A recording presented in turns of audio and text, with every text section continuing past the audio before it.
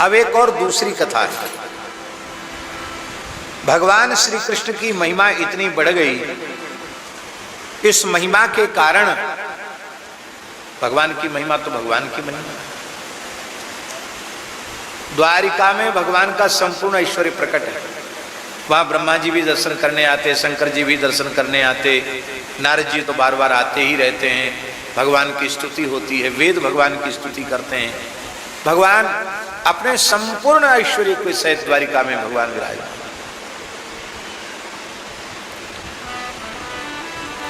उसी द्वारिका में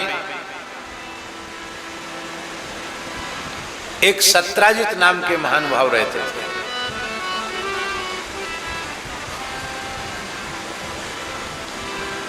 वे सूर्य भगवान के विशेष भक्त थे। उनके मन में आया कि नीतिकारों ने बिल्कुल ठीक कहा, सर्वे गुणाः कांचनमाश्रयन्ति, सारे गुण धन में रहते हैं। ये श्री कृष्ण रुक्मिणी नाथ लक्ष्मीपति है ना, सोने की इनकी द्वारिका है, इसलिए इनकी इतनी महिमा है। मेरे पास भी कोई ऐसी चीज आ जाती जो सोना उगलती, हम भी एक नई सोने की नगरी बसा लेते और हम भी भगवान बन जाते। ये उनके मूल में भावना था। बहुत ध्यान से सुने, सूर्योपासना पूर्ण सनातन धर्म की उपासना है। सनातन धर्म के प्रधान पंचदेव हैं और हम लोग पंचदेवों की उपासना करते। माता जी प्रातः उठते ही गणेश जी का स्मरण करते। प्रातः स्मरामि गणनाथ मनाथ बंधुम सिंदूर पूर परिशोभित गंड युग्मम उद्दंड विघ्न वरिखंडन चंड दंड माखंडलादि सुरनायक वृंद वंद्यम। उठते ही गणेश जी का नाम लेते, आंख खोली नहीं कि गणेश जी का स्मरण किया। इतना भी याद न हो तो गजाननम भूत गणादिसेवितम कपित्थ जम्बू फलचारु भक्षणम उमासुतम शोक विनाशकारकम नमामि विघ्नेश्वर पाद पंकज। गणेश जी का स्मरण हो गया। फिर स्नान करते हैं नित्य क्रिया करके। स्नान के बाद फिर सूर्य का तांबे के लोटा में पवित्र जल भरकर रोली अक्षत और रक्त पुष्प उसमें डाल करके, हे ही सूर्य सहस्रांशो तेजो रासे जगतपते अनुकंपय माम भक्त्या ग्रहणार्घ्यम दिवाकर। सूर्य को अर्घ्य देते हैं, सूर्य को प्रणाम करते हैं। तो सूर्योपासना हो गई कि नहीं? त्रिकाल संध्योपासन में सूर्योपासना होता कि नहीं? सूर्यार्घ होता कि नहीं? सूर्योपासना होती कि नहीं? इसके बाद संध्योपासना करने बैठे तो भगवती गायत्री की उपासना हुई, तो भगवती की उपासना हो गई कि नहीं? इसके बाद एक लोटा जल भगवान शिव को जरूर चढ़ाना चाहिए। नित्य भगवान शंकर का जलाभिषेक करना चाहिए,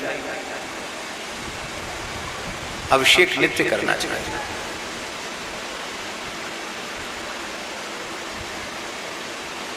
आप जीवन में शीतलता तो चाहते हैं कि नहीं? ठंडक चाहते हैं कि नहीं? तो श्रद्धा पूर्वक रोज भोले बाबा का अभिषेक करो। जलधारा प्रियो शिवा। जल का गुण क्या है? शीतस्पर्शवत्यापः। शीतस्पर्श वाला जल होता है। शंकर जी को जल चढ़ाओगे तो आपको शीतलता मिलेगी। रुद्रस्त्वात्मा शरीरिणाम।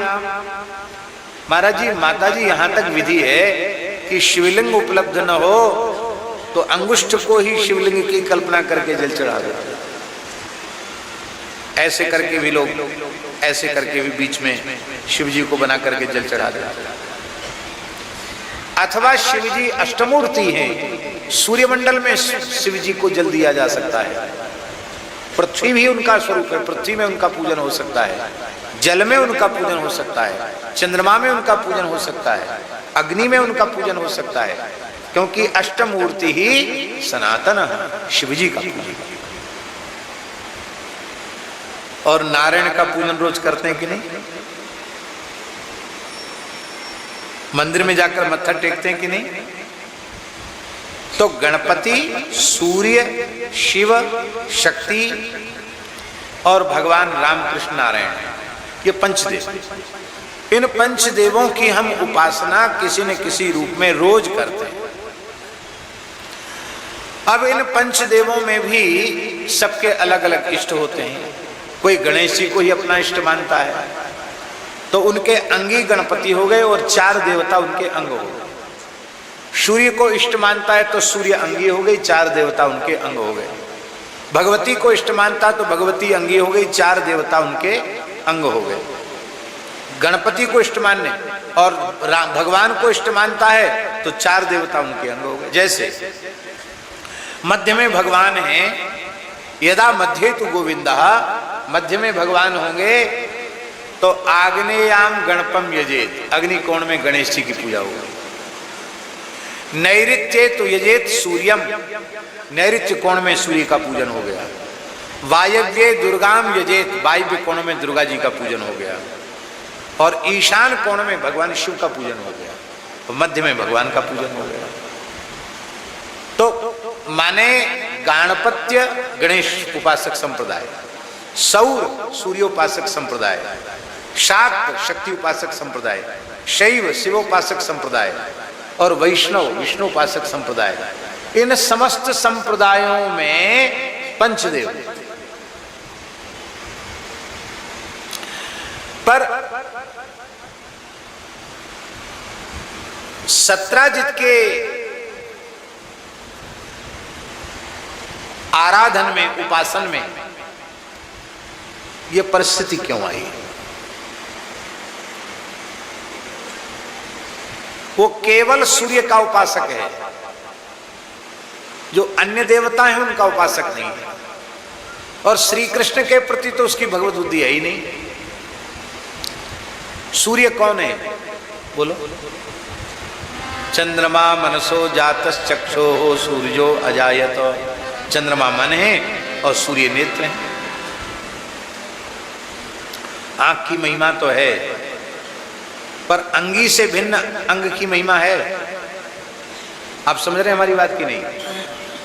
अंग की महिमा है, पर अंगी से पृथक होने के बाद अंग की महिमा है। अरे हाथ की महिमा इसलिए क्योंकि अंगी से जुड़ा हुआ है, अलग होने पर क्या महिमा है? तो देवी देवताओं की भी महिमा तब तक है जब तक वे अपने अंगी श्री कृष्ण से जुड़े हुए।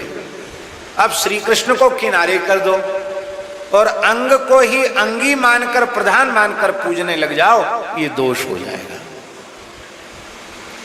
दूसरा भाव है, अंग को अंग मत मानो, अंग के रूप में भी अंगी को मानो। एक दूसरा भाव, आपकी आंख का तिरस्कार आपका तिरस्कार है, आपके हाथ का तिरस्कार आपका तिरस्कार है, आपके पैर का तिरस्कार आपका तिरस्कार है, क्योंकि अंग उपांग के रूप में भी भगवान ही हैं। इसलिए किसी भी देवी देवता की निंदा, किसी भी देवी देवता का तिरस्कार भगवान का तिरस्कार है। वैष्णव कभी किसी की निंदा नहीं करता, वैष्णव कभी किसी का तिरस्कार नहीं करता। बस अंगी भगवान है और सब भगवान के अंग हैं। इस भाव से उपासना करता है। विनय पत्रिका में गोस्वामी तुलसीदास जी सबसे पहले विनय गणेश जी की करते हैं। गाइए गणपति जगवंदन, गाइए गणपति जगवंदन, शंकर सुवन भवानी नंदन, शंकर सुवन भवानी नंदन, सिद्धि सदन गज बदन विनायक, सिद्धि सदन गज बदन विनायक, कृपा सिंधु सुंदर सबलायक, कृपा सिंधु सुंदर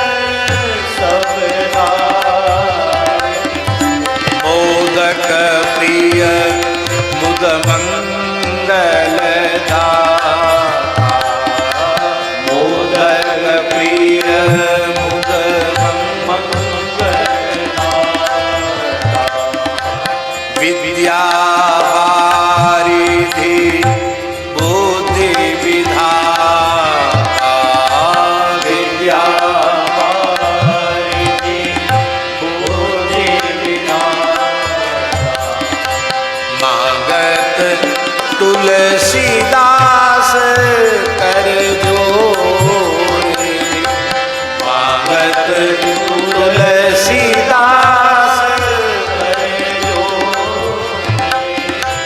बसहु राम सिय मानस मोरे। बसहु राम सिय मानस मोरे। गाइए गणपति जगवंदन। गाइए गणपति जगवंदन।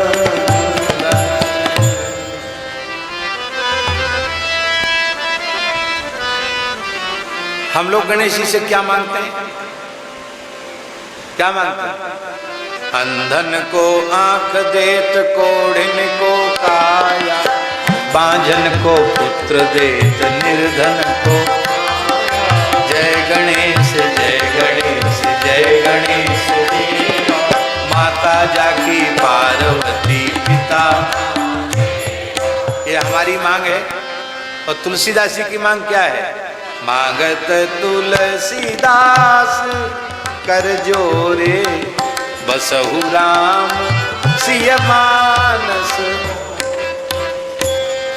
श्री सीताराम जी हमारे मन में निवास करते हैं। ये वैष्णव धर्म है। गणेश जी को ब्रज की कन्याएं, ब्रज कुमारिकाएं कात्यायनी का पूजन कर रही, पर मांग क्या रही है? कात्यायनी महामाये महायोगिन्यधीश्वरी, नंद गोप सुतम देवी पतिम में कुरुते नमः। इधर भी लोगों को जगह दे दें, क्योंकि जैसी भी परिस्थिति, कुछ लोग इधर, आप लोग थोड़ा सा पीछे खिसक जाइए। हाँ बस, ये सामग्री थोड़ा और आगे बढ़ा दो, इसमें जगह निकल आए।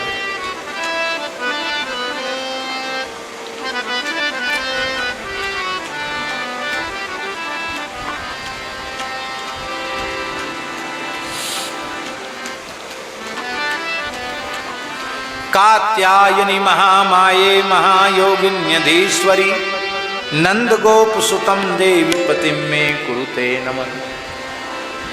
विनय पत्रिका में सूर्य से, भगवती से, गणपति से, शिव जी से, सबसे राम जी के चरणों में प्रेम मांगते हैं तुलसीदास। इसका मतलब है हम उपासना करें, पर चाहे केवल इष्ट चरण कमल में प्रीति और कुछ न चाहे। बोलो भक्त वत्सल भगवान की जय। क्या करें, समय तो नहीं है, लेकिन एक पद बार बार मेरे मन में उमड़ घुमड़ रहा है। विनय पत्रिका जी का पद है, सुन मन मूढ़ सिखावन में।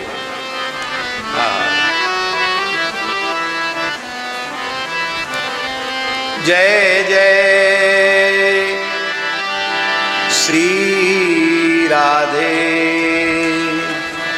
जय जय श्री राधे।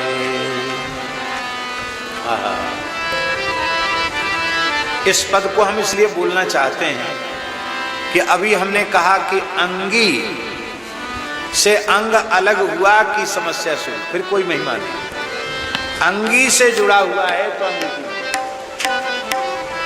अरे महाराज जी, अंग की बात जाने दीजिए। ये नख और केश ये अंग नहीं है, पर इनकी शोभा तब तक है जब तक शरीर से जुड़े हुए। ये अलग होने के बाद इनकी शोभा नहीं। नख काट के देखो कितने खराब लगते हैं, ऐसे ठीक लगते हैं। केश देखो काट के अलग करो, छूने से घृणा लगती है। नख और केश जैसी वस्तु अंगी से पृथक होने से उसको विकार हो जाती है। तो अंग बिना अंगी से, अंगी से जुड़े बिना उसकी महिमा कैसे हो सकती है? बड़ा अद्भुत पद है, 87वां पद है विनय पत्रिका का। सुनु मन मूढ़ सिखावन मेरो, सुनु मन मूढ़ सिखावन मेरो। हरि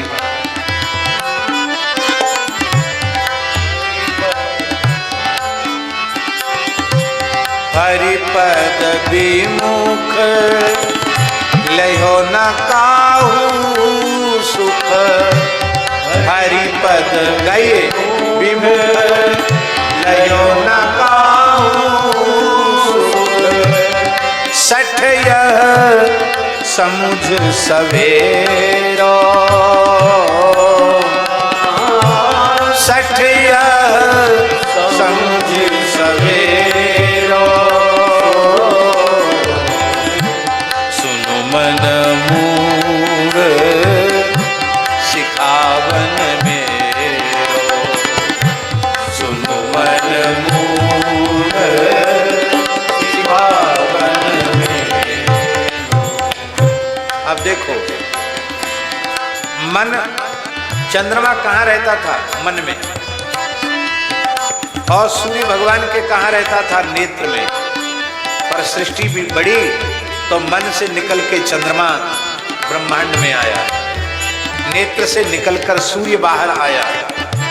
तो जब भगवान को छोड़ के बाहर आए तब उनकी क्या दशा हुई?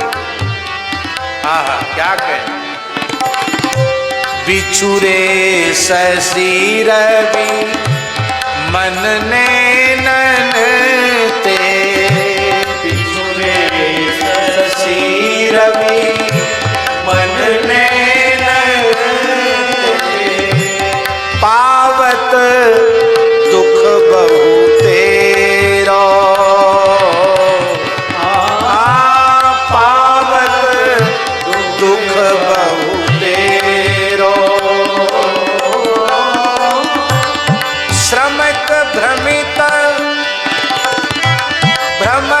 श्रमित निशी दिवस गगन भ्रमत श्रमत निशी दिवस गगन ताहाँ रिपु राहु बढ़ेरो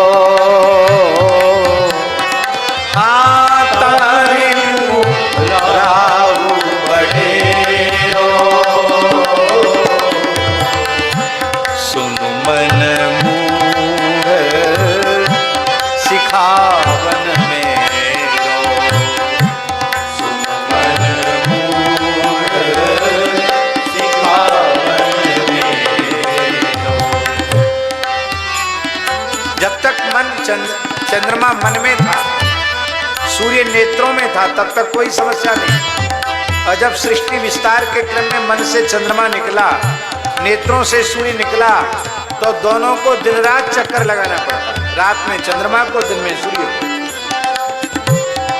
अरे यहाँ दिन है तो कहीं रात है कि नहीं, और कहीं रात है तो यहाँ दिन है कि नहीं। तो न चंद्रमा को छुट्टी है न सूर्य को छुट्टी है। और जब तक मन और नेत्रों में चंद्रमा और सूर्य थे तब तक राहु का कोई संकट नहीं था। बाहर आते ही चंद्र ग्रहण सूर्य ग्रहण, राहु का चक्कर पड़ जाता। और देखो, तुम चंद्रमा से बड़े नहीं हो सकते हो, तुम सूर्य से बड़े नहीं हो सकते हो। जब भगवान से अलग होने पर उनकी ये दशा है, तो तुम भगवान से अलग हो जाओगे तो तुम्हारी क्या दशा होगी? सोच लो, तुम किस खेत की मूली हो? गंगा जी से बड़ा कौन होगा? त्रिभुवन पावनी पतित पावनी भगवती श्री भागीरथी गंगा। आहा। यद्यपि अति पुनीत सुर सरिता, यद्यपि अति पुनीत सुर सरिता, तिहुपुर सुजस घनेरो, तिहुपुर सुजस घनेरो, तजे चरण अजहू न मिटत नित, तजे चरण अजहू न मिटत नित, बहिबो ताहू केरो, बहबो ताहू केरो, सुनु मन मूढ़ सिखा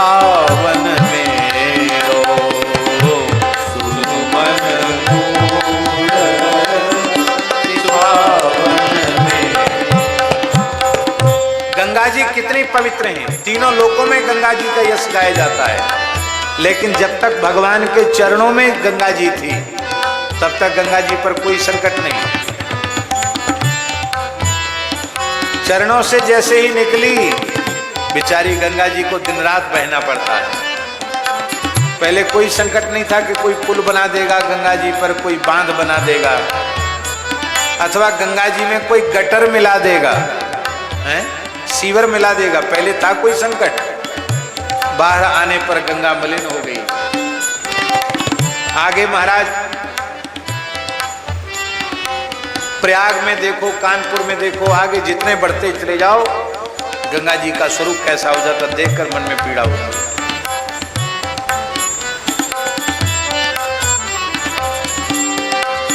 गंगा जी से बड़े तुम नहीं हो सकते, गंगा जी से ज्यादा पवित्र नहीं हो सकते, गंगा जी से अधिक कीर्ति तुम्हारी नहीं हो सकती।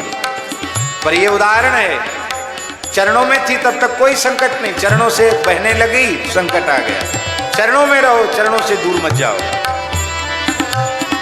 अंतिम बात, छूटे न विपत्ति भजे बिन रघुपति, छूटे न विपत्ति भजे बिनु रघुपति, श्रुति संदेह निवेरो, श्रुति संदेह निवेरो। वेद की ऋचाओं ने इस संदेह को बिल्कुल नष्ट कर दिया है। इसलिए तुलसीदास सब आस छाड़ कर, तुलसीदास सब आस छाड़ कर, हो राम को चेरा,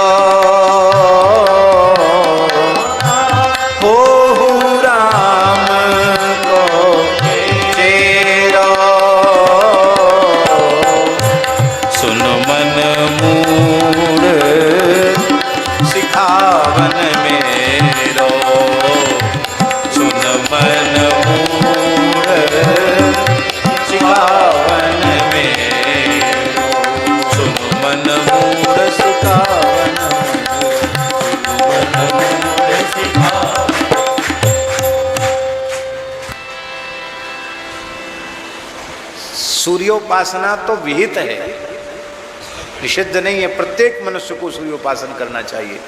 द्विजाति को विधिवत त्रिकाल संध्योपासना करना चाहिए, और जो द्विजाति से इतर हैं उन्हें आमंत्रक अर्घ दे करके सूर्य का वंदन करना चाहिए। मनुष्य मात्र को सूर्य की उपासना। पर सत्राजित की उपासना में दोष ये था कि अंगी श्री कृष्ण को तो बिल्कुल भुला दिया और अंग को ही प्रधान मानकर पूजने लग गया। सूर्य भगवान प्रसन्न भी हो गए, बोले क्या चाहिए? बोले बस और क्या चाहिए, ऐसी कोई वस्तु दे दो जिससे हम बहुत सोने ही सोना हो जाए हमारे पास। सूर्य भगवान ने स्यमंतक मणि दे दी, और स्यमंतक मणि 8 भार सोना नित्य उगलती थी। कितना सोना? 8 भार। 8 भार एक तौल है। 4 ब्रीही, ब्रीही माने धान, 4 धान का एक गुंजा, गुंजा जानते हैं घुंगची, और 5 गुंजा का एक पण, और 8 पण का एक धरण, और 8 धरण का एक कर्ष, और 4 कर्ष का एक पल, और 100 पल की एक तुला, और 20 तुला का एक भार। 8 भार सोना माने 20 तुला, 20 को 8 गुना करो, इतना स्वर्ण देती थी महाराज। टनों सोना रोज देती थी ये मणि, 20 भार सोना रोज देती थी। इस मणि को धारण करके सत्राजित आया तो द्वारिका वासियों ने समझा कि आज लगता है भगवान सूर्य द्वारकाधीश श्री कृष्ण का दर्शन करने आए। पर जब नीचे आया तो पता चला कि सूर्य नहीं। भगवान ने कहा सूर्य नहीं है, सूर्य के भक्त सत्राजित है। आओ आइए सत्राजित जी पधारिए, विराजिए। सत्राजित बैठे, सारी बात सत्राजित ने बताई। भगवान ने कहा आपने हमारी द्वारिका के गौरव को बढ़ाया है कि आप सूर्य लोक से जाकर मणि लेके आए, सूर्य से को प्रसन्न करके उनसे मणि लेके आए। होता ना गौरव बढ़ता कि नहीं। अब एक भारतीय व्यक्ति लखनऊ के शुभेंदु शुक्ल अंतरिक्ष यात्रा पर गए हैं, तो पूरे देश का गौरव बढ़ा कि नहीं बढ़ा। तो भगवान ने सत्राजित की प्रशंसा की कि तुमने सूर्य लोक में जाकर भगवान सूर्य को प्रसन्न किया, उनसे मणि लेके आए, हमारे द्वारिका के गौरव को तुमने बढ़ाया, बहुत अच्छी बात है। लेकिन हम तुम्हें एक सलाह देते हैं और बहुत ध्यान से सुने। भगवान की सलाह एकदम सही थी, न्यायोचित थी, उसमें कोई छलावा नहीं था, कोई कपट नहीं था। भगवान ने कहा देखो इतनी जो मूल्यवान, मूल्य क्या अमूल्य, यह अमूल्य मणि जो 8 भार सोना रोज उगलती है, इस मणि को सुरक्षित आप नहीं रख सकते। तो इतनी मूल्यवान मणि शक्तिशाली राजा ही सुरक्षित रख सकता है। इस मणि को आप महाराज उग्रसेन के पास सुरक्षित रख दो, ताला चाबी आपके पास रहेगा। आप रोज मंदिर खोलो, पूजा करो मणि की, सोना लेके अपने घर चले जाओ। सोना हमें नहीं चाहिए, सोना आप ही रखो, पर सुरक्षा की दृष्टि से मणि को यहां छोड़ दो। पर जो धन के प्रति जिनकी महत्व बुद्धि होती है वो किसी पर विश्वास नहीं करते।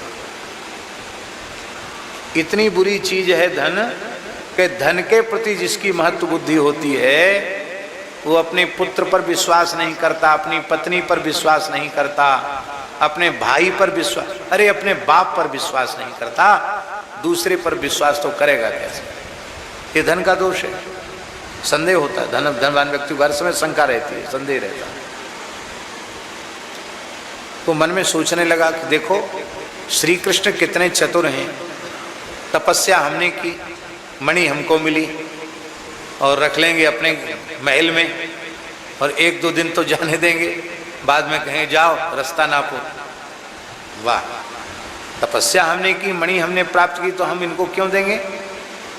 कुछ नहीं बोला भगवान से, हाँ ना कुछ नहीं बोला, और सीधे मणि लेकर अपने घर आया।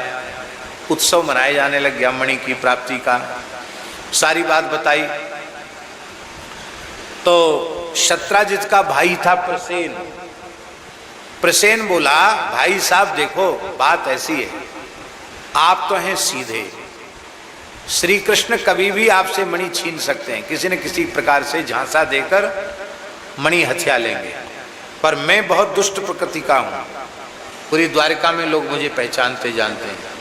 मैं इस मणि को अपने गले में बांधकर एक बार घूम जाऊंगा ना, तो फिर श्री कृष्ण भी निराश हो जाएंगे, वो कभी मणि मांगेंगे नहीं, मैं धारण करूंगा। हाँ सत्राजित बोले ठीक है, हमारा तो यह विष्ट है कि मणि कृष्ण न लें। देखो ये जो रत्न होते हैं, मणियां होती हैं, ये सबके अनुकूल नहीं होते हैं।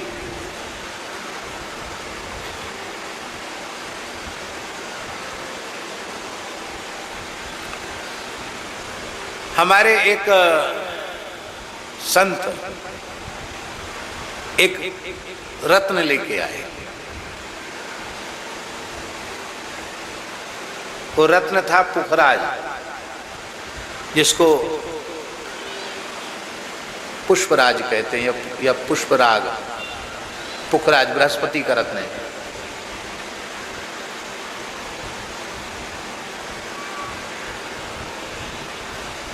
अब धुन चढ़ी कि हम पुखराज पहनेंगे। भैया ठीक है, हम तो कभी किसी को मना करते नहीं, जो इच्छा हो सो करो, पर जन्मांग के अनुसार देखना पड़ता है कि हम रत्न धारण करें कि न करें। और बृहस्पतिवार था, उसी दिन रत्न पहना और उसी गाड़ी में हम थे। एक गाड़ी जाके टकराई डिवाइडर से, और डिवाइडर से इसलिए टकराई कि अकस्मात एक मोटरसाइकिल वाला आ गया। तो मोटरसाइकिल वाले को बचाने के लिए ड्राइवर ने गाड़ी को मोड़ा और वो डिवाइडर पर चढ़ गई। नेशनल हाईवे जयपुर वाला, जयपुर और जो आगरा वाला मार्ग है, इसी की बात है। 6 लेन पूरी बड़े हाईवे, और डिवाइडर भी ऊंचा था। इतनी तेजी से गाड़ी चल रही थी, डिवाइडर पर चढ़ी, डिवाइडर पर, तो नीचे का भाग उसका खत्म हो गया एक प्रकार से गाड़ी का। ओ धुआं छूट गया। ये तो भगवान की बड़ी दया कि आग नहीं लगी। और जिन्होंने रत्न लिया था उनका माथा बड़ी जोर से टकराया। इतनी तेज से गाड़ी होगी तो टकराएगा। ये गुम पड़ गया माथे में, बड़ी जोर से चिल्लाए।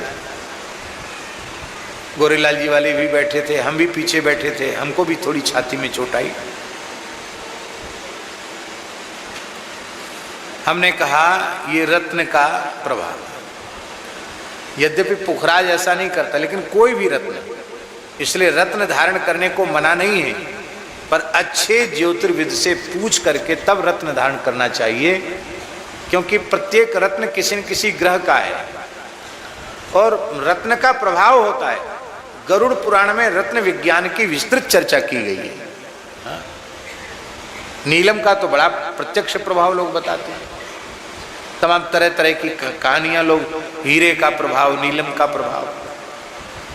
पर एक बात हम कहें, श्री राम नाम से बढ़कर, हरि नाम से बढ़कर किसी का प्रभाव नहीं। जिसने राम नाम मणि, कृष्ण नाम मणि, हरि नाम मणि अपने हृदय में धारण कर ली, अपने कंठ में धारण कर ली, अपनी जिह्वा पर धारण कर ली, उसे किसी हीरा मोती पन्ना पुखराज की जरूरत ही नहीं।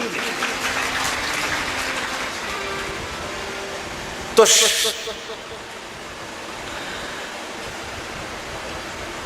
प्रसेन मणि के धारण करने के योग्य नहीं था, अयोग्य व्यक्ति था। जब उसने सूर्य मणि धारण की तो तत्काल उसका माथा ठनका और वो घोड़े पर बैठकर जंगल में शिकार के लिए चला गया। शेर के साथ लड़ गया, शेर ने घोड़े को मार डाला और प्रसेन को मार डाला, और उस चमकती हुई मणि को शेर ने अपने मुख में भर लिया। भगवान श्री राम के सेना में जिनकी बड़ी महत्वपूर्ण भूमिका थी, सबसे बड़े बूढ़े जामवंत जी महाराज वहीं घूम रहे थे। उन्होंने देखा, अरे ये शेर के पास देव दुर्लभ अमूल्य मणि। उन्होंने शेर को मारकर उससे मणि छीन ली और वो मणि लेकर चले गए जामवंत जी महाराज अपनी गुफा में। और जब प्रसेन लौटकर नहीं आया तो सत्राजित को अपने भाई की खोज करनी चाहिए थी, पर खोज तो उसने नहीं की, उदास था। सत्राजित की पत्नी ने पूछा, आप उदास क्यों हैं? बोले, देखो तुम किसी से कहना मत, अपुष्ट समाचार है, मेरा भाई तुम्हारा देवर मणि गले में बांधकर शिकार खेलने गया था, लौट के नहीं आए। हमने लौट के तो नहीं आए। हमको ऐसा लगता है कि श्री कृष्ण ने उसे मरवा डाला और मणि को ले लिया। देखो पक्की खबर नहीं है, पर किसी से कहना मत। उसने कहा, अरे भला मैं क्यों कहने वाली, मैं नहीं कहूंगी। और माताएं बुरा नहीं माने, माताएं बहुत भावुक और भोली प्रकृति की होती है, इसलिए कई बार भोलेपन में भाव वश जो बात नहीं कहनी है उसको भी वो बाहर निकाल देते हैं। माताओं में बात छिपती नहीं है। एक कथा ऐसी भी प्रसिद्ध है कि कुंती ने छिपाया था कि कर्ण मेरा पुत्र है, तो जब युधिष्ठिर सबका पिंडदान श्राद्ध कर रहे थे तो कुंती ने रोते हुए कहा, बेटा युधिष्ठिर, कर्ण तुम्हारा बड़ा भाई था, उसको भी थोड़ा श्राद्ध उसके लिए भी कर दो। तब श्राद्ध तर्पण तो कर दिया युधिष्ठिर ने, पर रोते हुए कहा, माँ तुमने पहले हमको ज्ञान नहीं करा, नहीं तो महाभारत युद्ध ही नहीं होता। आज से मैं शाप देता हूं, स्त्रियों के पेट में बात पचेगी नहीं, ऐसा भी प्रसिद्ध है। जो प्रचार मंत्रालय है ना, प्रचार प्रसार मंत्रालय, सूचना प्रसारण मंत्रालय, वो तो माताओं को ही देना चाहिए। गांव में भी कोई खबर फैलानी हो बस,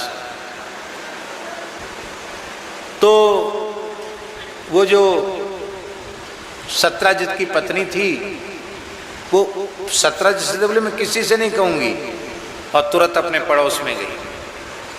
तो पड़ोसन ने पूछा, अरे बहन तुम तो बहुत प्रसन्न थी, तुम्हारे यहाँ मणि आई थी, बड़ा उत्सव हो रहा था, नाच गान हो रहा था, उदास क्यों हो गई हो? अब कुछ मत पूछो, कहने को मना किया है। अरे किसने मना किया? देख, मैं अपने मन की कोई बात तुझसे नहीं छिपाती हूँ, तो तू अपने मन की बात मुझसे क्यों छिपा रही है? देख, तू मेरी सखी सहेली है, यदि मन की बात छिपाए तो मेरी सौगंध है। माता ऐसे भी बोल, तो देखो कहना मत किसी से। हाँ, अभी पक्की खबर नहीं है, हमारे देवर जी को कृष्ण ने मरवा डाला और मणि छीन ली है। मैं भला क्यों कहूंगी किसी से? वो अपने पड़ोस में चली गई। अरे बहन तुम तो बहुत प्रसन्न थी आज, बहुत, अरे कुछ मत पूछो, कहने को बिल्कुल मना किया है, मैं बिल्कुल नहीं बताऊंगी। नहीं नहीं देखो, मैं किसी से नहीं बताऊंगी, तेरी सौगंध खा के कहती हूँ, किसी से नहीं बताऊंगी, केवल हमको बता दो। अरे तुम्हें पता नहीं है, सत्राजित का भाई प्रसेन, उसको मरवा डाला द्वारिकाधीश कृष्ण ने, और मणि की चोरी कर ली। अरे कम से कम इनको तो लोग भगवान कहते, ऐसा काम नहीं करना चाहिए था। देखो कहना मत किसी से, पक्की खबर नहीं है। और ऐसे ऐसे पूरे द्वारिका में हल्ला मच गया, भगवान के महल तक बात पहुंच गई। भगवान ने कहा वाह जी वाह, हमने ब्रज में माखन चोरी की, केवल ब्रज की गोपियों को प्रेम दान करने के लिए, उनको आनंद देने के लिए। पर ये देखो तो सही, ये लोग माखन चोर को अब मणि की भी चोरी लगाने लगे। नाम धर गया ना हमारा चोरी का, तो जो चोरी में जिसका नाम थाने में लिख जाता है, तो भले ही उसने चोरी न की हो, कहीं चोरी हो तो सबसे पहले पुलिस उसी को पकड़ती, बताओ कहाँ चोरी हुई, तुम थे कि नहीं थे, ऐसा होता। भगवान बोले वाह, अब मुझे चोर के नाम में गिना जाने लगा, तो मैं इस झूठे कलंक का परिमार्जन अवश्य करूंगा। भगवान ने दरबार में सत्राजित को बुलाया और बोले भाई बताओ क्या बात है, सही सही बताओ, तुम्हें कहां से खबर मिली कि मैंने तुम्हारे भाई को मरवा कर मणि को लिया? सत्राजित का चेहरा नीचे हो गया, बोले भगवान क्षमा करें, मैंने कोई खोजबीन नहीं की, मैंने तो ऐसी मेरा भाई लौट के नहीं आया, इसलिए मैंने कह दिया। तो गलत कहा, ऐसे कभी पूरी जानकारी के बिना किसी का नाम नहीं लेना चाहिए। पर तुमने झूठा कलंक लगाया है तो उसको धो डालने का प्रयत्न मैं करता हूं।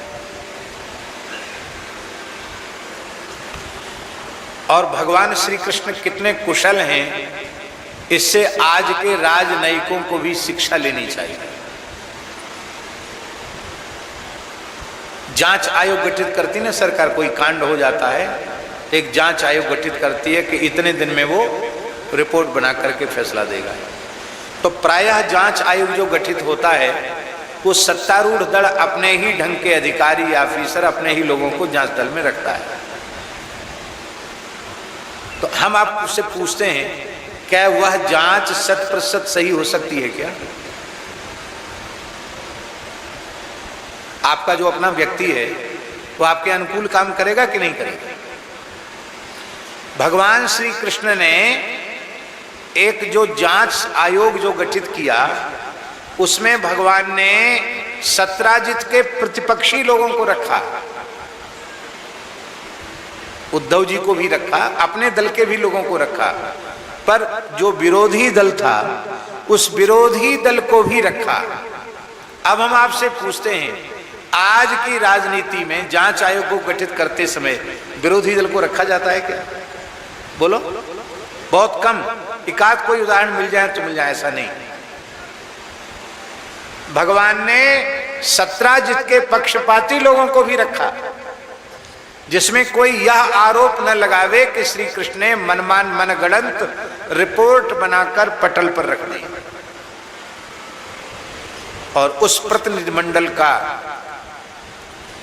अध्यक्ष किसको बनाया? स्वयं नहीं बने, अक्रूर जी को अध्यक्ष बनाया। चाचा जी हैं, बड़े बूढ़े हैं, अक्रूर जी को अध्यक्ष बनाया। और विचरण किया तो सबसे पहले मरा हुआ शेर मिला, प्रसेन मरा हुआ मिला, फिर एक रीछ के पद चिन्ह मिले। उनका आश्रय लेकर भगवान द्वारकाधीश कृष्ण जैसे ही जाम्बवंत जी महाराज की गुफा में प्रविष्ट हुए, वहां एक छोटा सा बालक मणि से खेल रहा था, धाय उसको खिला रही थी, और भगवान श्री कृष्ण को देख करके ही धाय चिल्लाई और वो बालक भी चिल्लाया। देखो, अजनबी व्यक्ति को देखकर बच्चे रोते हैं। जामवंत जी महाराज भीतर थे गुफा में, उन्हें कम से कम पूछना चाहिए था, श्रीमान जी आपका नाम क्या है, आप कहां से आए हैं, आप कौन है, आपका परिचय क्या है, आप किस लिए आए? कुछ नहीं पूछा, सीधे भगवान से युद्ध करने लगे। एक दिन दो दिन युद्ध नहीं चला, 27 दिन 27 रात्रि तक अखंड युद्ध चला, बिना खाए पिए, बिना सोए, दिनों रात द्वंद्व युद्ध, घूसों से युद्ध चला। आजकल होती है ना विश्व चैंपियन मुक्केबाजी होती है, वो मुक्केबाजी हुई। 27 दिन 27 रात तक भगवान लड़े। 28वें दिन भगवान ने ऐसा एक घूंसा जमाया जामवंत जी को कसकर छाती में, उस एक घूंसे में ही जामवंत जी को चक्कर आ गया, गिर गए और उनके मुंह से रक्त आ गया, खून आ गया उससे, इतना जोर का घूंसा था। थोड़ी देर बाद जब उनको होश आया, तब जामवंत जी विचार करने लगे कि मैं कोई सामान्य ऋक्ष नहीं हूं, रीछ नहीं हूं, ब्रह्मा जी ही जामवंत जी के रूप में आए सेवा में, राम जी की सेवा में। मैं ब्रह्मा, शिव जी हनुमान जी के रूप में आए, ब्रह्मा जी जामवंत जी के रूप में आए, तो मैं ब्रह्मा जी का ही स्वरूप हूं। और एक घूंसे में मेरी नस नस ढीली कर देने वाला, रक्त से खून की उल्टी करा देने वाला परब्रह्म परमात्मा के अतिरिक्त कोई नहीं हो सकता, इतनी शक्ति किसी में नहीं है। और जैसे ही उन्होंने ध्यान देकर भगवान कृष्ण की ओर देखा, तो वहीं उन्हें धनुष बाण धारण किए राम जी दिखाई पड़े। ये है राम कृष्ण की एकता। कृष्ण का दर्शन कर रहे हैं, पर राम रूप में उन्हें कृष्ण का दर्शन हो रहा है। क्या कहते,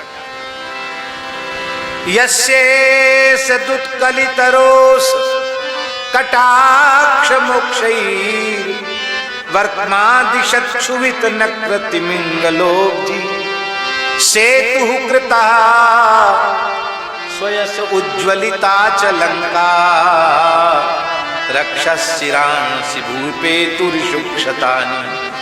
हे प्रभु, मैं आपको पहचान गया, आप मेरे आराध्य देव इष्ट देव श्री राम हैं। आपके तनिक भ्रकुटी टेढ़ी कर देने मात्र से समुद्र का जल खौलने लग गया था। आपने समुद्र पर सेतु का निर्माण किया, आपके बाणों से कटकट कर राक्षसों के सिर गिरने लगे थे, लंका दग्ध हो गई, रावण के सिर कटकट कर गिरने लगे। ऐसे दशग्रीव वधकारी हे प्रभु श्री राम, हम आपकी शरण में हैं। भगवान ने जामवंत जी को उठाकर अपने हृदय से लगाया और कहा, जामवंत जी, हमने तो आपकी ही अभिलाषा को पूरा किया। रामावतार में जामवंत जी केवल सलाह देते थे, ये करो वो करो, लड़ते नहीं थे। क्यों नहीं लड़ते थे? बहुत कम लड़े। इसलिए कम लड़े जामवंत जी महाराज, वो मन में सोचते थे, क्या मक्खी मच्छरों से क्या लड़ना, ये रावण रावण कोई चीज नहीं है मेरे सामने, क्या लड़ना है इनसे। हमारे समान कोई वीर हो तो उससे हम लड़े, मक्खी मच्छर जैसे क्या लड़ना इससे। ठीक से लड़े नहीं।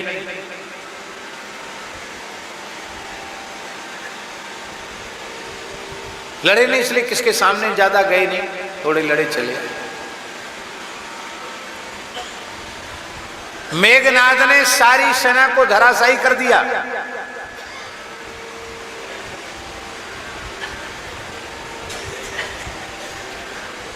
यहां तक कि राम लक्ष्मण भी रणभूमि में पड़े हुए हैं, पर जामवंत जी महाराज बिल्कुल ठीक स्वस्थ। तो श्री जामवंत जी महाराज बहुत ध्यान दे करके सुने, बड़ी ऊंची बात कह रहे हैं। श्री जामवंत जी महाराज ने देखा कि अब तो सब सेना पड़ गई, लगता है ये सबसे बड़ा वीर है लंका का, मेघनाद। मेघनाद से लड़ता पहुंच गए, बिना कोई हथियार के, अस्त्र शस्त्र के, खाली हाथ पहुंच गए। ले अब सबको तो तूने रणभूमि में सुला दिया, अब मुझसे युद्ध कर। मेघनाद बोला हमने तो तुमको जानबूझ के छोड़ दिया, बुढ़े आदमी को क्यों मारना। जामवंत जी का एक विशेषता थी उनकी, क्या? वो सब कुछ सह सकते, पर उनको कोई बुढ़ा कह दे ये उनको सह नहीं होता थे। तो वृद्ध, इसलिए वृद्ध को भी वृद्ध मत कहो, कहो अभी तो बिल्कुल तुम जवान हो, क्या तुम बूढ़े, बिल्कुल बूढ़े नहीं हो। तो महाराज वो वृद्ध तो थे, लेकिन बूढ़ा कोई कहे ये उनको सहन नहीं था। उन्होंने कहा देख मैं कैसा बूढ़ा हूं, तू पहले युद्ध कर, मैं कुछ नहीं, मैं सामने खड़ा हूं, तू अपने अस्त्र शस्त्रों का प्रयोग कर। बड़े बड़े अस्त्र शस्त्रों को चलाने लग गया, बाएं हाथ से पकड़ के तोड़ मरोड़ के फेंक देते जामवंत जी। अंत में उसने दिव्यास्त्रों का प्रयोग किया, दिव्यास्त्रों को ही पकड़कर हाथ से उल्टे उधर ही चला देते।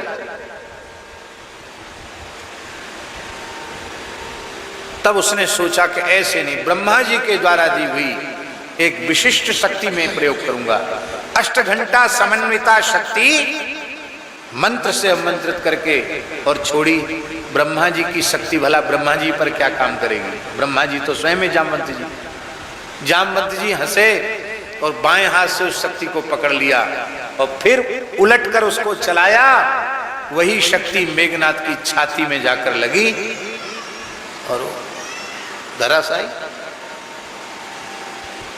जामवंत जी पास में गए, श्वास चल रही है कि नहीं चल रही, बोले तो मरना तो उसको लक्ष्मण जी के हाथ से है, अभी मरा तो नहीं है, लेकिन चलो कोई बात नहीं।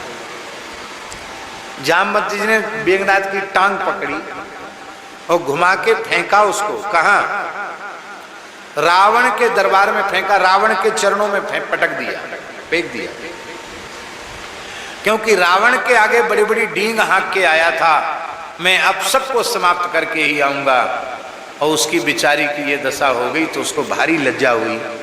पूछो अरे मैं तो सोचता था बुढ़ा कुछ नहीं है, बुढ़ा सबसे खतरनाक है, सबसे ताकतवर बुढ़ा है राम जी की सेना में। तो वो महाराज जी लक्ष्मण जी से तो लड़ा और वीर गति को प्राप्त हुआ, लेकिन उलटकर जामवंत जी के सामने नहीं गया। नहीं तो उसे जामवंत जी से लड़ना, क्यों लड़ाई वहीं छूटी थी ना, तो उसको जामवंत जी से बदला लेना चाहिए था, लेकिन भूल कर नहीं गए, वो तो मार ही डालेगा। अब की बार तो जैसे तैसे प्राण बचे, अब नहीं बचेंगे प्राण। लक्ष्मण जी ने उसका संहार किया। तो मेघनाद भी जब टक्कर नहीं ले पाया तो जामवंत जी से कौन टक्कर ले। तो जामवंत जी के मन में आ रहा था कि मेरा तो युद्ध हुआ ही नहीं, मेरे तो मन की मन में रह गई। हाँ, मुझसे युद्ध करने योग्य यदि कोई हैं तो वे श्री रघुनाथ हैं, जिनकी आजानुलंबित भुजाएं हैं, सिंह के समान उभरे हुए कंधे हैं। वो लड़ें तो थोड़ा आनंद आएगा। पहलवान को पहलवान के साथ टकराने में अच्छा लगता है, विद्वान को विद्वान के साथ शास्त्र चर्चा में अच्छा लगता है।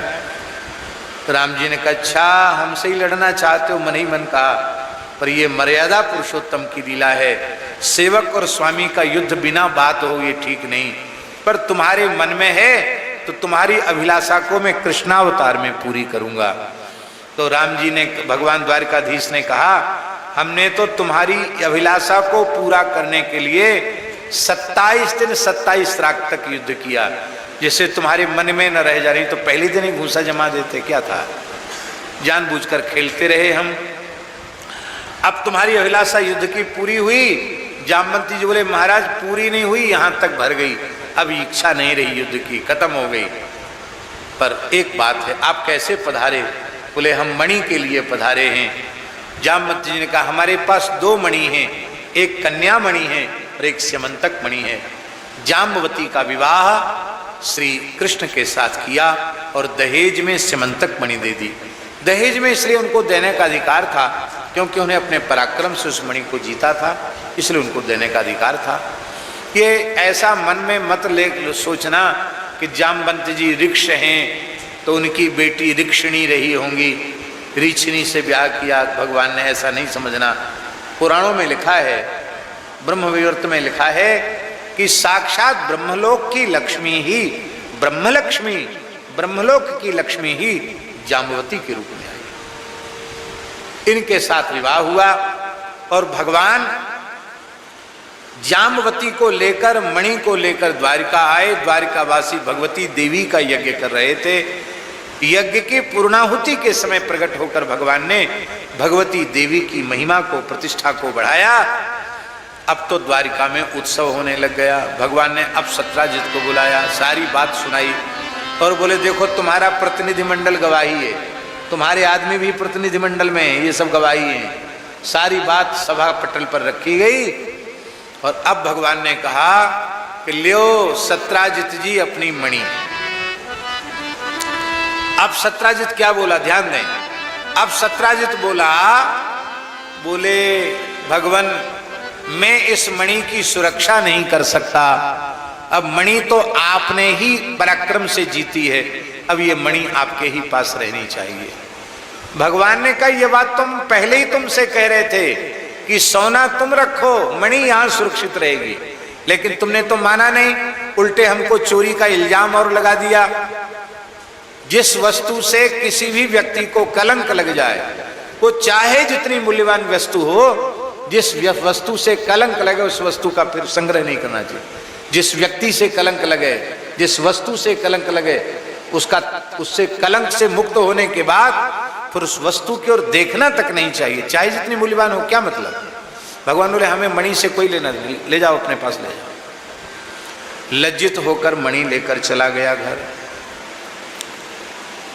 संसार कैसा है जानते हैं? दुरंगी चाल है संसार की।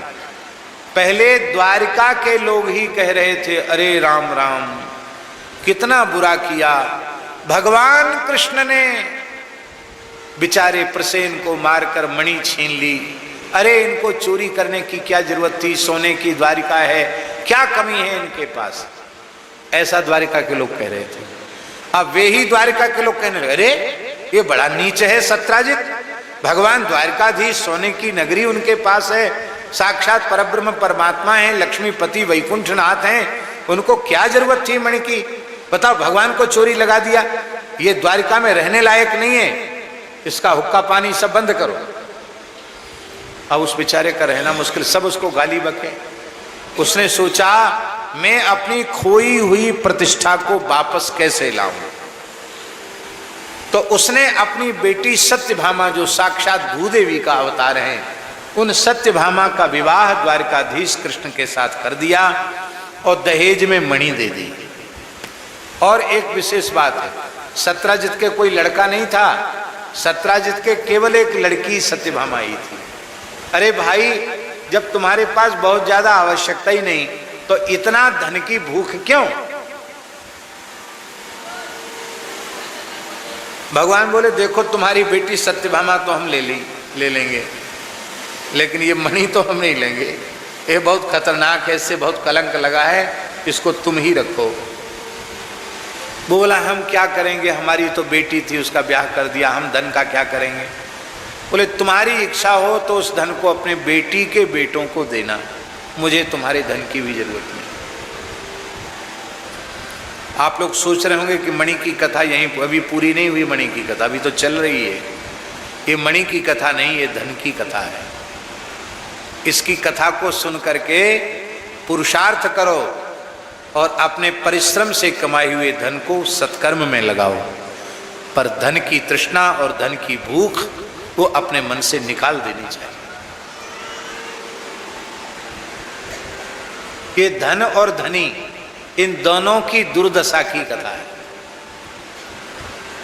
अब कथा तो यहीं पूरी नहीं हुई।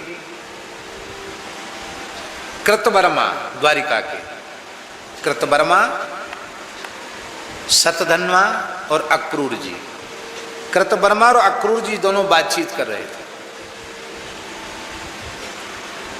तो ये शतधन्वा आकर वहां खड़ा हो गया। दो लोग बातचीत कर रहे हों तो तीसरे को बिना बुलाए वहां खड़े नहीं होना चाहिए। खड़ा भी हो तो बीच में बोलना नहीं चाहिए। दो के बीच में तीसरा बोलने वाला मूर्ख माना जाता है। द्वाभ्याम तृतीयो न भवामि राजन, साहित्यकारों ने कहा। ये तीसरा खड़ा। अक्रूर जी ने कहा कि देखो, सत्राजित ने कहा था कि हम अपनी बेटी का ब्याह किसी यदुवंशी वीर से करेंगे, पूछ कर करेंगे, लेकिन जब ब्याह करने का हुआ तो इसने हमसे पूछा तक नहीं, और न तो अक्रूर को बेटी दी, न कृतवर्मा को, किसी को नहीं दिया, यदुवंशी वीर को श्री कृष्ण के साथ कर दी। इसमें कोई विरोध नहीं है, पर कम से कम समाज में पूछता तो सही। यद्यपि ये चर्चा भी नहीं होनी चाहिए थी, पर हो गई। शतधन्वा बोला, बिल्कुल सही बात, समाज के मुंह पर तमाचा मारा है सत्राजित ने, हम इसको बिल्कुल क्षमा नहीं करेंगे, हम तो उसको मार डालेंगे। कृतवर्मा और अक्रूर जी ने सोचा कि ऐसे ही बक रहा है, लेकिन वो विचित्र प्रकृति का था महाराज। उसने सोते हुए सत्राजित को मार डाला। युद्ध करके तो नहीं मार सकता था, सोते हुए सत्राजित का वध कर दिया और मणि ले ली।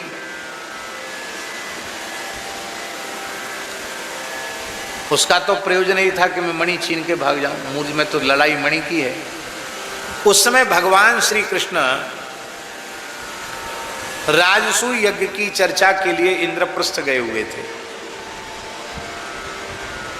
सत्यभामा जी वहां पहुंच गई रोते हुए, हाय हाय मेरे पिता को मार डाला, शतधन्वा ने मेरे पिता को मार डाला।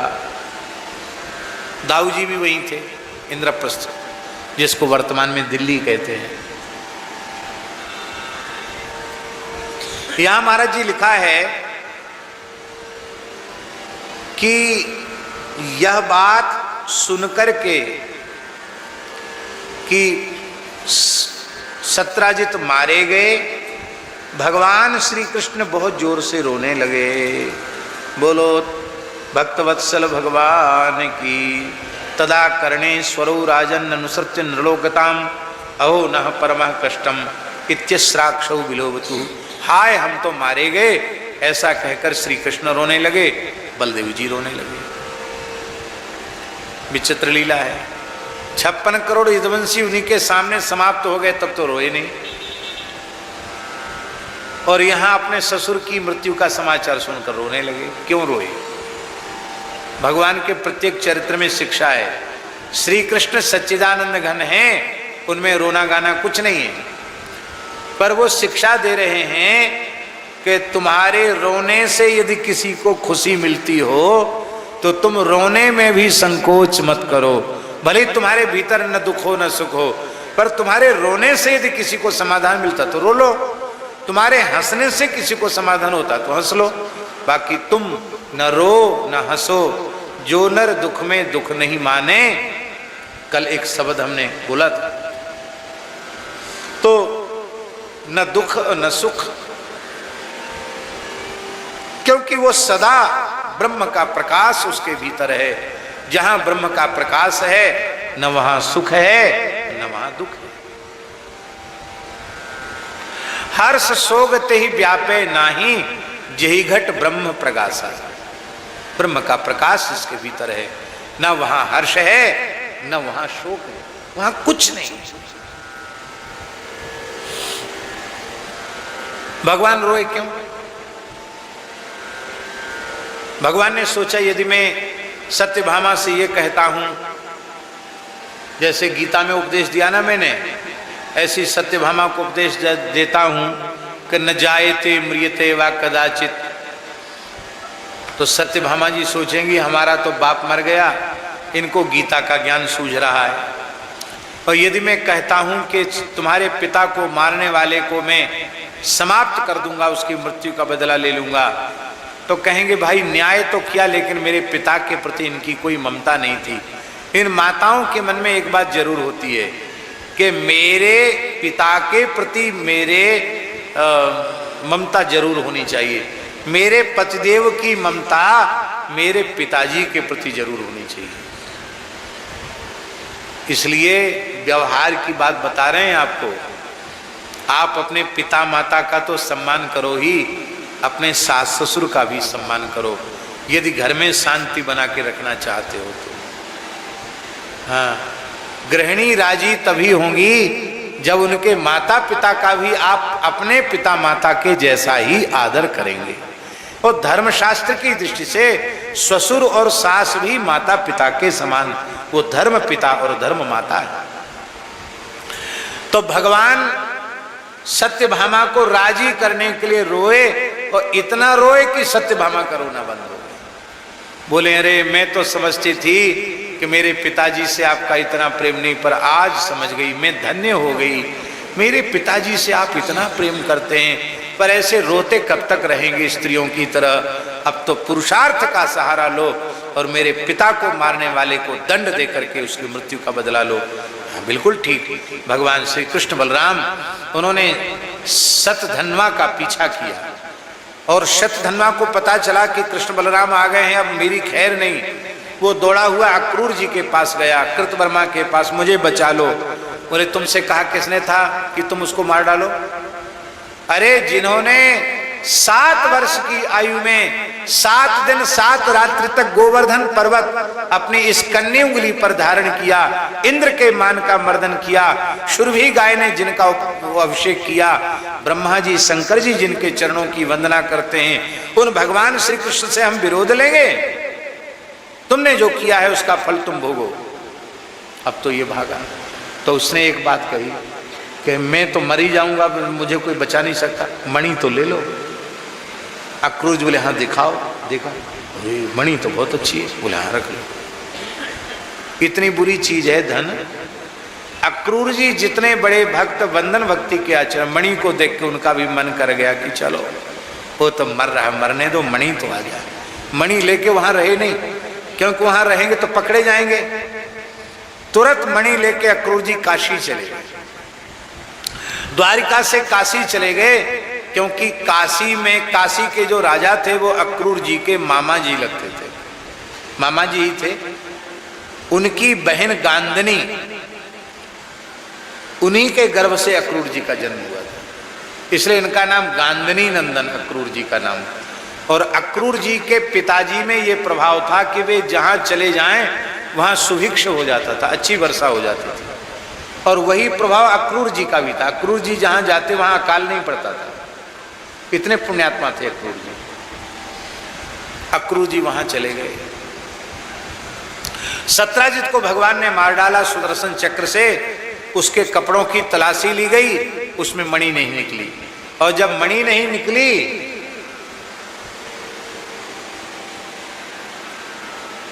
तो भगवान श्री कृष्ण ने कहा अरे बड़ी गलती हो गई, सत्राजित को जीवित, इसको शतधन्वा को जीवित पकड़ लेते, इससे पूछते कि तू मणि कहाँ रखाया तो अच्छा था, लेकिन अब ये मर गया, अब कोई सबूत देने वाला है नहीं, मणि तो इसके कपड़ों में मिली नहीं। बहुत ध्यान से सुने। दाऊ जी भगवान श्री कृष्ण के साथ हैं। दाऊ जी बोले ऐसा है, अब तुम द्वारिका लौट जाओ, मेरा मन थोड़ा खिन्न हो गया है, मैं अपने मन को शांत करूंगा जनकपुर जाके, क्योंकि अब जनकपुर पास में ही है, जनक जी के साथ में कुछ दिन सत्संग करूंगा। जो बलदेव जी कभी श्री कृष्ण का साथ नहीं छोड़ने वाले, वो साथ छोड़ के चले गए। क्यों? उनके मन में आया जब मणि शतधन्वा ने ली तो गई फिर कहां? मणि तो उसके कपड़ों में ही श्री कृष्ण को मिल गई होगी, पर हमसे नजर बचाना चाहते हैं, कहीं अंटी में खोस ली है, छिपा ली है मणि। ये अपनी पत्नी सत्यभामा को देंगे या रुक्मिणी को देंगे, भाई को भला क्यों देंगे? इसलिए मैं अपने मन को शांत करता हूं, तुम चले जाओ वापस। अब एक बहुत कथा बहुत सावधानी से कहनी भी चाहिए, और बहुत सावधानी से सुननी चाहिए।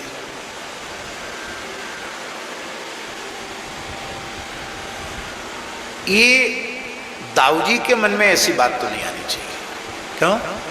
दाऊजी कोई सामान्य जीव तो नहीं है, जीवाचार्य है। दाऊजी जीवों के आचार्य हैं। आचार्य तत्व गुरु तत्व है, और गुरु तत्व ब्रह्म तत्व को नहीं पहचानेगा तो पहचानेगा कौन? श्री कृष्ण के रहस्य को, श्री कृष्ण के तत्व को श्री बलभद्र जी से अधिक कोई जान सकता है क्या? तो जब वो श्री कृष्ण के तत्व को जानते हैं और सर्वज्ञ हैं, सब कुछ जानते हैं, तो क्या उनको ये पता नहीं कि श्री कृष्ण ने मणि नहीं उठाई है? उन्हें सब कुछ पता है, पर ये नाटक केवल हम लोगों को सीख देने के लिए खेला जा रहा है कि देखो धन इतनी बुरी चीज है, इस मणि के कारण, धन के कारण कृष्ण बलराम जैसे भाइयों में भी विरोध आ गया। इसलिए धन को कभी महत्व मत दो, व्यक्ति को महत्व दो, उसके गुणों को महत्व दो, पर धन को कभी महत्व मत दो। एक बात ऐसी है जो लोगों को बहुत खराब लगेगी, पर लगे तो लगे। पूरे संसार में केवल धन का महत्व रह गया है इस समय, वर्तमान समय में। भीतर का किसी से प्रेम नहीं है, किसी राष्ट्र का किसी राष्ट्र से प्रेम नहीं है। जो कुछ भी व्यवहार चल रहा है केवल धन के कारण। एक बात हम आपसे पूछते हैं, व्यवहारिक बात है, अमेरिका का सद्भाव कभी भारतवर्ष के प्रति इतिहास में कभी रहा है क्या? है कभी रहा? आगे कभी रहेगा क्या?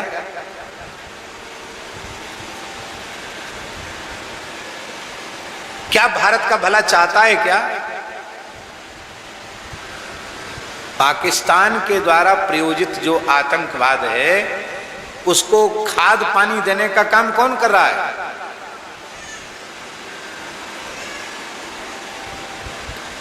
फिर भी धन का महत्व, धनीमानी व्यक्ति का महत्व, उसको भी अपने हथियार बेचने हैं। इसलिए शांति की वार्ता करके सब दुनिया को लड़ाना चाहता है,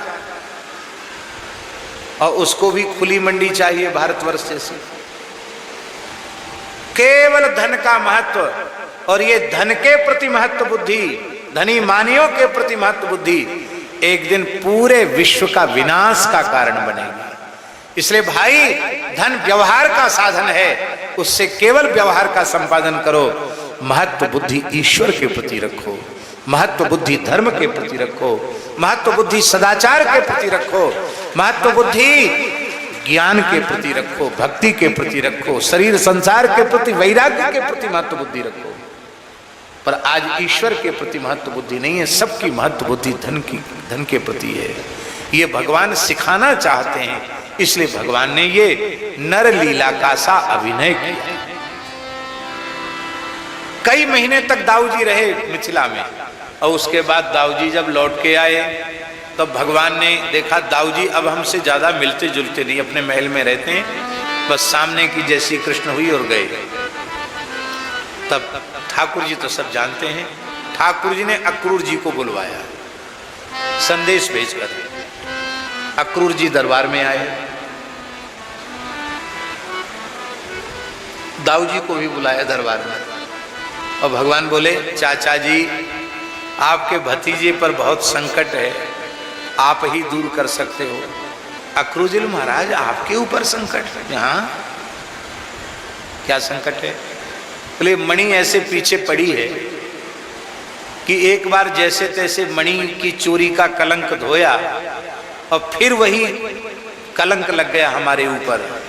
क्या महाराज जी, अब हम क्या कहें आपको? हम अपने मन से बना करके बात नहीं बोल रहे हैं। भगवान श्री कृष्ण ने बड़ी सभा में कहा कि ये जो मणि है ना, बोलो भक्त वत्सल भगवान की जय। जय जय श्री राधे। भगवान ने कहा तथापि दुर्धरस्त्वन्यैस्त्वय्यास्तां सुब्रते मणि किंतु मामग्रज सम्यंग न प्रत्येति मणिम प्रति। हे अक्रूर जी, इस मणि के कारण मेरे बड़े भाई दाऊ जी भी मुझ पर विश्वास नहीं कर रहे हैं।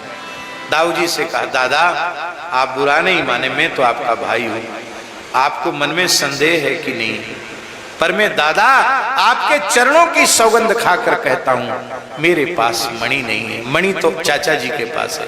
बोलो अक्रूर जी आपके पास मणि है कि नहीं? अक्रूर जी लज्जित हो गए, बोले हाँ प्रभु मणि तो मेरे पास है। भगवान बोले मुझे पता है आपके पास है। क्यों? शतधन्वा ने आपको दी थी, पर आपके ही पास रहेगी मणि, मुझे नहीं चाहिए। क्यों? क्योंकि मणि के अधिकारी आप हैं। सत्राजित के पास मणि रही, 1 तोला सोना भी किसी गरीब ब्राह्मण को नहीं दे पाया, अच्छे काम में नहीं लगा पाया। शतधन्वा के पास गई, सिर कटवा दिया। जामवंत जी के पास गई, वो भी किसी को कोई दान पुण्य नहीं कर पाए। जहां जहां मणि रही इसके धन का कहीं सदुपयोग नहीं हुआ। किंतु आपके पास जब से मणि आई, आपने काशी में बड़े बड़े यज्ञ किए, बड़े बड़े भंडारे चलाए, लंगर चलाए, हजारों गायों और ब्राह्मणों की सेवा की। आपने 1 कौड़ी उसमें से रखा नहीं, पर नित्य मणि से प्राप्त धन को नित्य ही दान किया। और काशी के पंडित उपाधि देने में बहुत आगे हैं। काशी की विद्वत परिषद ने आपको उपाधि दी है दानपति की। क्या उपाधि दी? काशी के पंडितों ने आपको दानपति की उपाधि दी है। तो इतना सोना आपने दान किया, कहां से आया सोना? अक्रूर जी बोले प्रभु मैं अपराधी हूं, आपको बताना चाहिए था, बिना बताए मैं चुपके से चला गया, मुझे क्षमा करें। और अपने कपड़े से खोल के मणि भगवान बोलो नहीं नहीं नहीं हमको नहीं चाहिए, किसी को चाहिए वो ले लो। आपके पास मणि रहे और उस मणि से अक्रूर जी ने जीवन पर्यंत दान पुण्य किया। देखो इससे भगवान ने एक बात और बताई कि धन का अधिकारी कौन है। बोलो धन का अधिकारी कंजूस व्यक्ति है कि उदार व्यक्ति है? कौन है व्यक्ति धन का अधिकारी? है कंजूस व्यक्ति नहीं। एक कंजूस आदमी बहुत दुखी था, रो रहा था, एकदम चेहरा लटका हुआ था। उसकी पत्नी ने पूछा क्या बात हुई? किसी ने गाली दे दी कि जूता चप्पल मार दिया मुंह पर, क्या बात है, क्यों इतने रो रहे हो? उसने कहा न तो किसी ने हमारा अपमान किया है, न किसी ने हमको गाली दी, न जूते लगाए। हम दुखी इसलिए हैं कि एक व्यक्ति को हमने दान करते हुए देख लिया। देता देखा और को ताते नीचे ने, इतनी मेहनत से कमाई हुई संपत्ति को ऐसे ही दे दिया। अरे राम, ऐसे व्यक्ति के पास धन की शोभा नहीं है। धन की 3 गतियां हैं। उत्तम गति है दान, मध्यम गति है भोग और तीसरी गति है नाश। भर्तृहरि ने कहा तिस्रः गतयो भवन्ति वित्तस्य, तिस्रो गतयो भवन्ति वित्तस्य। धन की 3 गतियां होती हैं, दान भोग और नाश। यो न ददाति न भुंक्ते तस्य तृतीया गतिर्भवति। जो न देता है न भोगता है उसकी तीसरी गति नाश हो जाता है। इस स्यमंतक मणि के उपाख्यान को जो सुनता है उसकी धन के प्रति महत्व बुद्धि समाप्त हो जाती है, भगवान के प्रति महत्व बुद्धि बढ़ जाती है और उसको झूठा लगा हुआ कलंक समाप्त हो जाता है। और अब बस भगवान के सत्यभामा के साथ विवाह के बाद कालिंदी से विवाह, यमुना जी से, मित्र वृंदा से, सत्या से, नागनजिति से, लक्ष्मणा से, भद्रा से 8 विवाह और भौमासुर के कारागार में निरुद्ध 16,108 16,000 100 कन्याओं के साथ एक ही मुहूर्त में भौमासुर का वध करके भगवान ने विवाह किया। भगवान के 16,108 विवाहों की चर्चा है। अनिरुद्ध जी के अवतार का प्रसंग है, उषा और अनिरुद्ध के मिलन का प्रसंग है। उसमें भगवान शंकर और बाणासुर का, भगवान शंकर का और द्वारकाधीश कृष्ण के युद्ध का भी वर्णन है। अब भगवान श्री कृष्ण अपने आराध्य से लड़े क्यों, एक प्रश्न है। इसका उत्तर यही है कि भगवान श्री कृष्ण बाणासुर को कृष्ण भक्त बनाना चाहते हैं और वो शंकर जी को ही सर्वोपरि मानता है, वो श्री कृष्ण को कुछ नहीं मानता। तो शंकर जी युद्ध करके हारे और उसके प्राणों की भीख मांगी, तब उसके प्राणों, तब उसकी समझ में आया कि हम जिन श्री भगवान शिव को ही अपना परमात्मा मानते हैं, वो परमात्मा हैं, पर परमात्मा के परमात्मा श्री कृष्ण हैं, भगवान शिव के भी भगवान श्री कृष्ण हैं। इसलिए भगवान के प्रति महत्व बुद्धि जगाने के लिए भगवान उनसे लड़े और भगवान ने एक सुदामा नाम के दीन ब्राह्मण पर कृपा की। जो सुदामा बचपन में भगवान के साथ सांदीपनि महर्षि के गुरुकुल में पढ़े थे, अपनी पत्नी के आग्रह पर 4 मुट्ठी चिवड़ा लेकर के वो द्वारिका गए और भगवान द्वारकाधीश श्री कृष्ण ने सुदामा जी के चरणों का प्रक्षालन किया। पानी परात को हाथ छुओ नहीं, नैनन के जल सो पग धोए। अभी हमने 2 दिन में अमृतसर में सुदामा जी के चरित्र की कुछ चर्चा की थी। आज समय नहीं है, इसलिए केवल इतना ही कहकर सुदामा जी के चरण भगवान ने धोए, उनका चरणामृत लिया और जब उनकी चिवड़ा की एक मुट्ठी अपने मुख में ली, दूसरी मुट्ठी थाकना चाहते थे, रुक्मिणी जी ने हाथ पकड़ लिया। प्रभु, अमृत वस्तु को अकेले क्यों खा रहे हैं, सबको बांट कर खाइए, और बांट के खाने से बरकत होती है। बांट के खाना, बांट खाए बरकत, अकेले खाए हरकत। सुदामा जी निष्काम भक्त हैं, उन्होंने कुछ नहीं चाहा, भगवान ने उन्हें कुछ नहीं दिया, किंतु सुदामा जी की पत्नी, उनके मन में चाह थी कि कुछ हमारी भी अकिंचनता का नाश हो, दरिद्रता का नाश हो। तब भगवान ने द्वारिका के समान वैभव उन्हें प्रदान किया। बोलो भक्तवत्सल भगवान की। ब्राह्मण देव की इस ब्राह्मण भक्ति का समाचार चरित्र सुन करके जीव कर्म बंधन से मुक्त हो जाता है। भगवान ने श्री नारद जी के द्वारा वसुदेव देवकी को नवेश्वर संवाद के माध्यम से भागवत धर्म का उपदेश किया। भगवान ने उद्धव जी को भागवत तत्व का उपदेश 11 स्कंद में विस्तार पूर्वक किया। 24 गुरुओं का उपाख्यान, तितिक्षु ब्राह्मण का इतिहास, सभी प्रश्नों का समाधान किया।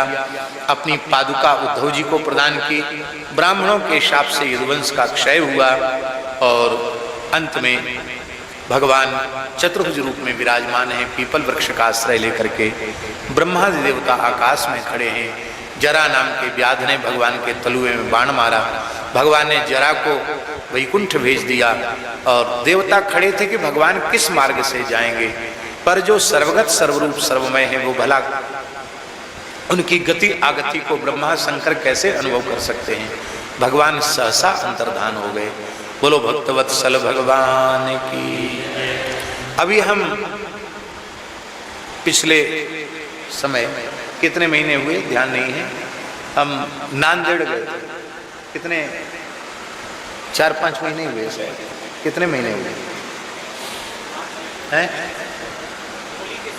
होली के समय गए थे। हाँ, होली के समय हम गए थे नांदेड़। नांदेड़ में बहुत विशाल आयोजन था। नांदेड़ में श्री जो प्रधान गुरुद्वारा है श्री गुरु गोविंद सिंह देव जी जहाँ विराजे, वहाँ हमने दर्शन करने, हजूर साहब कहते हैं उसको, हजूर साहब गुरुद्वारा में मत्था टेकने दर्शन करने गए। वहाँ के जो मुख्य जो महापुरुष हैं बड़ा प्रेम करते हैं, खूब संत लोग, हम लगभग 200-250 संत वहाँ पहुँचे थे, बहुत आदर किया। वहाँ उन्होंने बताया कि श्री गुरु गोविंद सिंह जी भी अपने अश्व के सहित सदैव अंतर्धान, कोई देख नहीं पाया कि वो कहाँ गए, और एक वाण का दर्शन कराया। बोले उनके प्रतीक के रूप में केवल यही एक चिन्ह ऐसा बचा, उसका दर्शन कराया। ये गुरु गोविंद सिंह देव जी की बात हम इसलिए कह रहे हैं कि ये बात तो बहुत पुरानी नहीं है, तो भगवान सहसा अंतर्धान हो जाएं, उनका पता न चले, इसमें कौन सा आश्चर्य है। बोलो भक्तवत्सल भगवान की। इसके बाद कलयुग के कुछ राजवंशों का वर्णन करके सुनाया है, और कलयुग में अंत में भगवान कल्कि का अवतार होगा और भगवान कल्कि सब समाधान करेंगे, इसका भी वर्णन किया गया। श्री शुकदेव जी ने कहा, राजन परीक्षित, अब तुम क्या सुनना चाहते हो? अंतिम उपदेश सुनो। तम तु राजन मरिष्येति पशुबुद्धिमिमां गहि। मैं मर जाऊंगा, ये पशुबुद्धि है, इसका त्याग करो। जो उत्पन्न हुआ वो नष्ट हो जाएगा, जो उत्पन्न ही नहीं हुआ वो नष्ट क्या होगा। अहम ब्रह्म परम धामो ब्रह्माहम परमम पदम एवं समीक्षन आत्मानम आत्मन्याधाय निष्कले। मैं परब्रह्म परमात्मा भगवान श्री कृष्ण का अंश हूँ, वह मेरे अंतर्यामी आत्मा है, वो मुझसे अलग नहीं है, और वो भगवान श्री कृष्ण के चरण कमल ही मेरा अंतिम आश्रय है। ऐसा विचार कर भगवान का ध्यान करो। परीक्षित ने कहा, भगवान तक्षक से मुझे भय नहीं है। आपने कहा मेरी वाणी विराम ले रही है, तो जब कथा सुनने को नहीं मिलेगी तो हम जीवित रहकर क्या करेंगे। सत्संग वियोग में उन्होंने देह का विसर्जन किया। शाप के अनुसार तक्षक ने आकर उनके शरीर को डसा, शरीर भस्म हुआ। जन्मेजय ने सर्प यज्ञ किया। आस्तिक ऋषि के कहने से सर्प यज्ञ पर रोक लगाई। आस्तिक का नाम लेने से सर्प भय निवृत्त होता है। और अंत में परीक्षित तो भगवान के धाम को चले गए, शुकदेव जी भी अपने स्थान को चले गए। हम भगवान से प्रार्थना करते हैं कि जैसे परीक्षित को आपने अपने चरणों में स्थान दिया, ऐसे ही मुकेश अग्निहोत्री जी की गृहिणी भक्तिमती श्री सिम्मी अग्निहोत्री जी को भी अपने चरणों में निवास भगवान प्रदान करें, उनका सर्वविध कल्याण हो। यहाँ भागवत की कथा संपन्न होती है। भागवत की सूची का भी वर्णन किया गया। हम सूची अध्याय को प्रणाम करते हैं। और अब अंतिम प्रार्थना। यम ब्रह्मा वरुणेन्द्र रुद्र मरुतः